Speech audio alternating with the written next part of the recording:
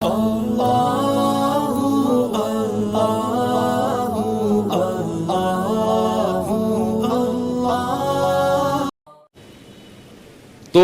شعیب علیہ السلام نے کیا کہا؟ یا قومی لا یجرمنکم شقاقی ان یصیبکم مثل ما اصاب قوم نوح او قوم ہود او قوم صالح. اے میری قوم، تو اچھا اس قوم کو بھی واقعات معلوم تھے، اس آیت سے پتہ چلتا ہے. اے میری قوم، ایسا نہ ہو کہ جو عذاب نوح علیہ السلام کی قوم پہ آیا جس کا تمہیں پتہ ہے، یا جو عذاب قوم ہود پر آیا، یا جو عذاب قوم صالح پر آیا، ایسا نہ ہو کہ وہی تم پر بھی آ جائے. اور یہ بھی کہنے لگے وما قوم لوط منکم ببعید، لوط علیہ السلام کی قوم تو بہت قریب ہے تم سے، جا کے دیکھ لو ان کے حالات، وہ تو ابھی ماضی کا قریب کا قصہ ہے. وَيَا قَوْمِ لَا يَجْرِمَنْ وَيَا قَوْمِ اسْتَغْفِرُوا رَبَّكُمْ ثُمَّ تُوبُوا إِلَيْهِ. اے میری قوم، اعتراضات چھوڑ دو. استغفروا ربکم، رب سے توبہ استغفار کرو.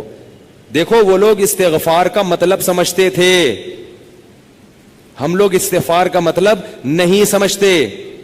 جب شعیب علیہ السلام نے کہا استغفار کرو تو ایسا تو ان کے لیے تو بڑا آسان تھا، ایک تسبیح استغفار کی صبح پڑھ لیتے، ایک تسبیح شام کو پڑھ لیتے. کہتے اتنی سی بات ہے تو ہمیں تو نماز پہ ویسی کوئی اعتراض نہیں، تو استغفار کی ایک تسبیح پہ کیا اعتراض ہوگا. وہ سمجھتے تھے کہ استغفار کا مطلب ہے گناہ سے توبہ، جو ڈنڈی مار رہے ہیں یہ چھوڑیں اور پھر اللہ سے توبہ کریں. یہ والی توبہ آج کل مارکیٹ سے کیا چل رہی ہے؟ بہت سی چیزیں مارکیٹ میں شارٹ ہو گئی ہیں بھائی. لوگ چینی کو روتے ہیں، یہ شارٹ ہو گئی، وہ شارٹ ہو گئی، وہ بھائی بہت ساری چیزیں شارٹ ہوئی ہوئی ہیں. تو یہ والی توبہ آج کل مارکیٹ سے کیا چل رہی ہے؟ شارٹ چل رہی ہے. استغفار، استغفر اللہ، ڈرامہ دیکھ کے بھی استغفار ہو رہا ہے، ہائے ہائے کیسا ہو گیا، کیسی ہیروئن ہے، توبہ توبہ، ٹھیک ہے نا کیسا ہیرو ہے، ہائے اتنا گندا گانا، توبہ توبہ استغفر اللہ. تو یہ استغفار چل رہا ہے آج کل.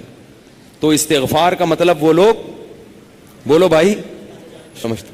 وہ کچھ لوگ بیٹھے ہوئے تھے نا، ایک بس میں جا رہے تھے، سب ایک بس میں جا رہے تھے، ذرا دیندار تھے وہ. تو سب نے تہیہ کیا بھائی اگر کوئی لڑکی خاتون واتون نظر آ گئے نا تو استغفار پڑھنا بھائی، ٹھیک ہے نا، کیا کرنا ہے تاکہ نظریں نیچی کر لیں، توبہ استغفار.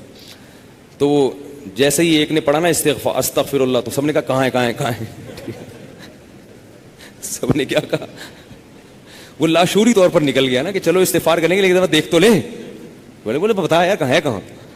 تو وہ لاشعوری طور پر ہوتا ہے بعض دفعہ. تو شعیب علیہ السلام نے کیا کہا؟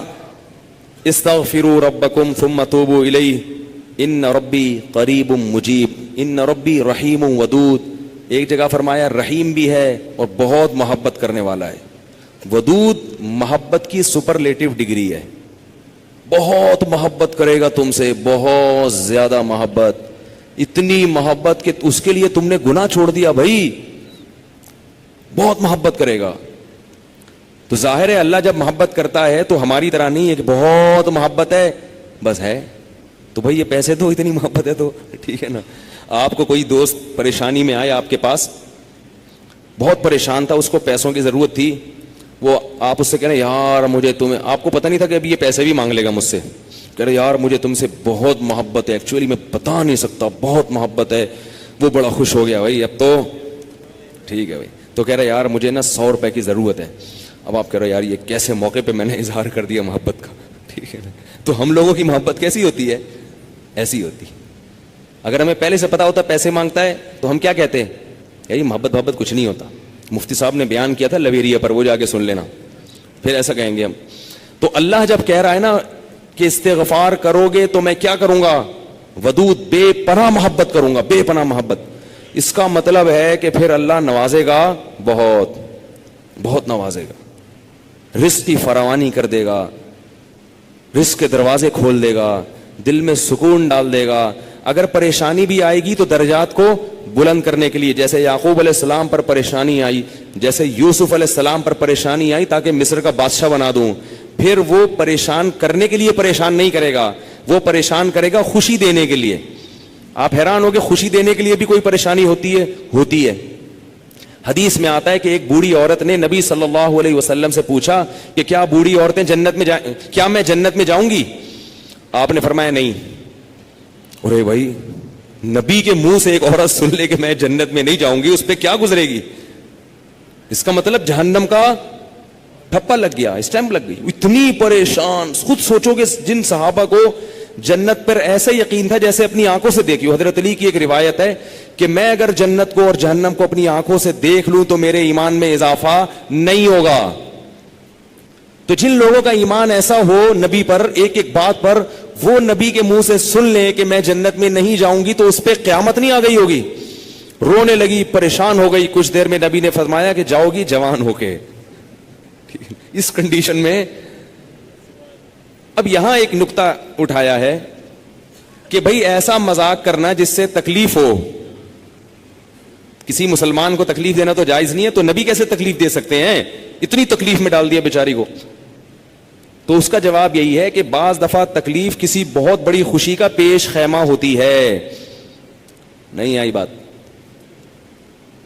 اگر پہلے تکلیف میں نہ ڈالا جاتا تو بعد میں جو اس کو راحت ہوئی ہے نا, وہ راحت نہ ہوتی, وہ خوشی نہ ہوتی. اس خوشی تک پہنچانے کے لیے پہلے تھوڑا سا تنگ کرنا ضروری ہے, ورنہ وہ خوشی نہ ہوتی.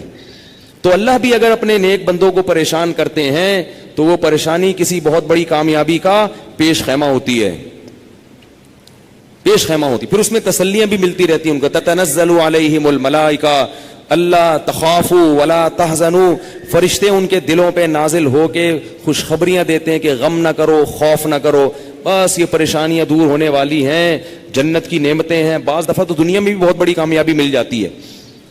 تو اب وہ اچھا یہ بات مسئلہ ذہن میں رکھو کہ اللہ ودود ہے, محبت کرتا ہے اپنے بندوں سے بے پناہ, رحیم ہے, غفور ہے. یہ بہت بڑی غلط فہمی ہے کہ گناہگاروں کے لیے بھی ہے. نا نا نا نا نا, گناہگاروں کے لیے نہیں ہے. جو گناہ سے توبہ کرنے والے ہوں ان کے لیے. ہمارے ہاں بعض خطیب اللہ کی رحمت کو ایسے بیان کرتے ہیں کہ گناہگار سمجھتا ہے کہ اللہ مجھ سے بھی بہت زیادہ محبت کرتے ہیں, حالانکہ وہ کبیرہ علانیہ گناہوں کا مجموعہ ہوتا ہے. وہ آدمی گناہوں سے اللہ کبھی بھی محبت نہیں کرتے, تو گناہگار سے کیسے محبت کریں گے؟ جو گناہ سے بچنے کی کوشش میں لگ جائے, بے شک نہ چھوٹے ہوں لیکن بچنا چاہتا ہے, اس سے بھی اللہ محبت کرتے ہیں. علماء لکھتے ہیں گناہ نہ بھی چھوٹے ہوں لیکن چھوڑنا چاہ رہا ہے, لائن پہ آنا چاہ رہا ہے, تو اللہ اس سے بھی محبت کرتے ہیں. اس کے لیے وسائل پیدا کرتے ہیں, اسباب کے آ جائے. جو نہیں چاہتا اس سے اللہ محبت نہیں کرتے. اللہ اس کے لیے غفور اور رحیم نہیں ہے. اللہ یہ کہ قانون یہ ہے, اللہ اپنی رحمت سے کسی کو بخش دے تو ایک الگ بات ہے, قانون یہ نہیں ہے. قانون یہ ہے کہ وہ کیا ہے, عزیز ذو انتقام, غالب ہے اور انتقام لینے والا ہے. ان الذين يكسبون الاثم سيجزون بما كانوا يقترفون, جو گناہ کر رہے ہیں عنقریب پتہ چلے گا, عنقریب پکڑے جاؤ گے, عنقریب ٹھکائی لگے گی. تو جس سے محبت ہوتی ہے اس سے ایسے باتیں کی جاتی ہیں. آپ کو جس سے محبت ہے آپ اس کو دھمکیاں دیتے ہیں اس طریقے سے. اللہ فرماتے ہیں کہ تمتعوا, مزے اڑاؤ مزے, ان مصیرکم الی النار, آنا جہنم کی آگ کی طرف ہے. حدیث میں آتا ہے کہ میں سب سے زیادہ غیرت مند اور اللہ مجھ سے بھی زیادہ غیرت مند ہے. اور اللہ کی غیرت کو اس وقت جوش آتا ہے جب کوئی اللہ کے حرام کردہ کاموں میں سے کوئی کام کرتا ہے. یہ کون چیخ رہا ہے بھائی؟ ان کو سنبھالیں بچوں کو باہر, کیا ہو رہا ہے؟ یہ پیچھے لوگ بیٹھے ہوئے ہیں, دیکھ نہیں رہے ان کو. تو اللہ کو غیرت کس وقت آتی ہے؟ حدیث کے الفاظ ہیں کہ جب کوئی بندہ اللہ کے حرام کاموں میں سے کسی کام کا ارتکاب کرتا ہے. اللہ کھلا رہا ہے, اللہ پلا رہا ہے, پھر آپ ناجائز کی طرف جا رہے ہو. تو حدیث میں یہ نہیں آتا کہ جب کوئی بندہ گناہ کرتا ہے تو اللہ کو اس بھی محبت کا بڑا جوش آتا ہے. نہ, پھر اللہ کو غیرت آتی ہے اور اللہ کی صفت انتقام جوش میں آتی ہے. اس لیے بھائی گناہ کرتے ہوئے اللہ سے ڈرا کرو, اللہ کی رحمت کی امیدیں گناہ کرتے ہوئے نہ لگایا کرو. ایسا نہ ہو کرنے کے دوران کوئی چھت گر جائے, زمین پھٹ جائے. بنی اسرائیل نے گناہ کیا تھا نا, ہفتے کے دن اللہ نے منع کیا شکار مت کرو, انہوں نے کر لیا, تو کیا اللہ بڑا غفور رحیم, اللہ نے معاف کر دیا فوراً. رات کو سوئے ہیں تو صبح کیا ہوا ہے, بندر اور سور جیسی شکلیں بنی ہوئی تھی. اللہ ہم سب کو محفوظ رکھے. تو گناہ سے بچنا چاہو گے تو اللہ کی رحمتیں ہیں, اللہ کی محبتیں ہیں. گناہ سے بچنے کا ارادہ نہیں کرتے تو پھر جہنم ہے, پھر جنت نہیں ہے. سمجھ رہے ہو کہ نہیں سمجھ رہے بھائی؟ یہ باتیں کہتے ہوئے مجھے بھی ڈر لگتا ہے, مجھے بھی ڈر لگتا ہے.